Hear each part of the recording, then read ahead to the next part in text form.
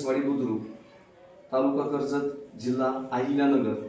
मी Ganesh Kharade sir इयत्ता 6वीतील पदार्थ आपल्या सभोवतालचे या 5व्या प्रकरणामध्ये जे काय आपल्याला वेगवेगळे प्रयोग दाखवले. तर या प्रयोगासाठी आपल्याला जे साहित्य लागत होतं ते आपल्या विज्ञान प्रयोगशाळेमध्ये उपलब्ध आहे.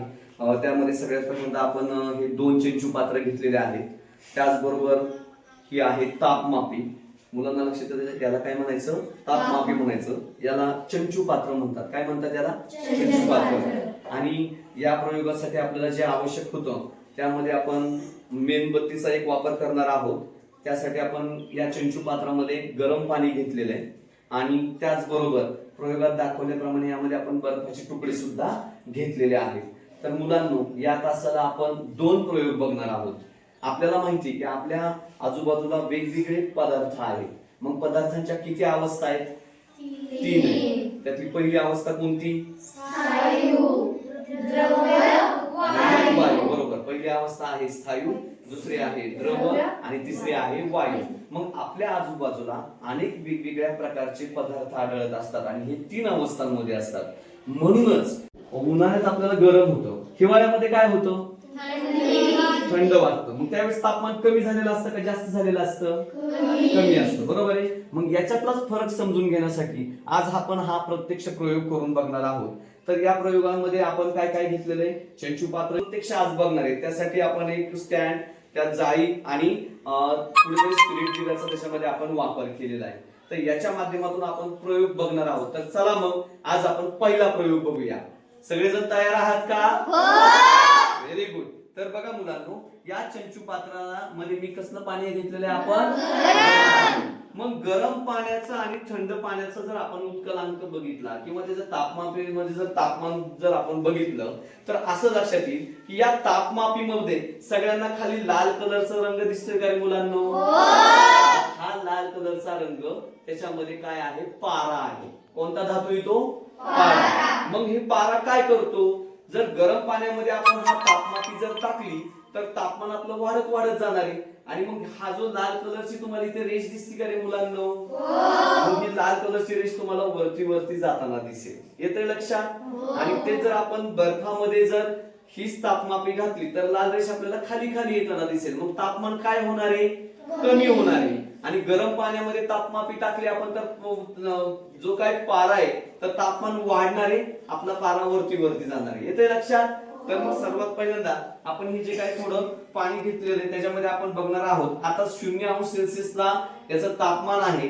मी सगळ्यात पहिल्यांदा या बरोबर की नाही? आता आपण मी बर्फाच्या ह्याच्यामध्ये आता सगळ्यांना हा पारा दिसतोय का लाल कलरचा? आता बरं का मी काय करतोय बघा, मी काय केलं, मी या बर्फाच्या तुकड्यामध्ये ही तापमापी ठेवलेली दिसती. बरोबर. आता तुम्ही मला सांगायचं त्या पाऱ्याचं निरीक्षण करा, खाली जातोय का वरती जातोय? एक चल धक्का नको पडेल. हा आता बघा बरं, ते लाल रेषा खाली खाली चालली का वरती वरतीच येते रे मुलांनो? हा. मग आता मला सांगायचं बरं का तुम्ही तापमानात किती बदल होतोय ते? किती तापमानात बदल होतोय रे? लाल कलरची रेष दिसते बघा बरं तुम्हाला खाली खाली जाताना. किती झाले तापमान त्याचं? आणि 10च्या खाली आलं की नाही? मग आता आपण हा एक प्रयोग व्यवस्थित समजून घेतला. आता आपल्याला पुढचा प्रयोग बघायचा आहे. मग पुढचा प्रयोग बघत असताना इकडे लक्ष द्या. आपण जर पुढचा प्रयोग बघत असताना आपल्याला स्थायूचं द्रवामध्ये रूपांतर कसं होतं हे आपल्याला समजून घ्यायचंय. मग स्थायूचं द्रवात रूपांतर होण्यासाठी सगळ्यात पहिल्यांदा त्याच्यासाठी आपण साहित्य घेतलंय. काय घेतलंय? हे मेणबत्ती. काय म्हणतात ह्याला? मेणबत्ती. नंतर मी काय केले, मेणबत्तीचे बारीक बारीक असे तुकडे केले आणि तुकडे केल्यानंतर ही मेणबत्ती मी अशी याच्यामध्ये थोडेसे तुकडे करून टाकले. आता तुकडे केल्यानंतर हळूच इकडे ह्याला धक्का न लावता सहज पडेल सगळंच. हा बघा बरं मुलांनो, काय होतंय रे त्या मेणबत्तीचं? बरोबर. मग आपली मेणबत्ती पहिल्यांदा कोणत्या अवस्थेमध्ये होती? स्थायू. आता ती हळूहळू कोणत्या अवस्थेत जायला लागली बरं? बरोबर. म्हणजे स्थायूचं द्रवामध्ये रूपांतर होताना आपल्याला आपण बघितलं. म्हणजे आपण काय केलं, मेणबत्तीला उष्णता दिली आणि मेणबत्ती बघायचं आहे. तिसऱ्या प्रयोगासाठी आपण बघितलेलं आहे काय घेतलेलं आहे? कापूर घेतलेला आहे. काय घेतलाय? कापूर. आता आपल्याला हे माहिती, मेणबत्ती घेतली, स्थायूचं रूपांतर द्रवात झालं. आता मी हा कापूर दिसतोय, कोणत्या अवस्थेमध्ये रे मुलांनो? स्थायू अवस्थेमध्ये, बरोबर आहे. आता आपण या कापराला काय करूया, थोडी उष्णता देऊन त्याला पेट देऊया. ठीक आहे, मी हा कापूर काय घेतला, पेटवला आणि इथे ठेवला. आता मुलांनो मला सांगा, या कापराचं रूपांतर कोणत्या अवस्थेत होतंय? इथे दिसतंय सर्वांना? बरोबर आहे. म्हणजे स्थायूचं रूपांतर थेट कशामध्ये झाले?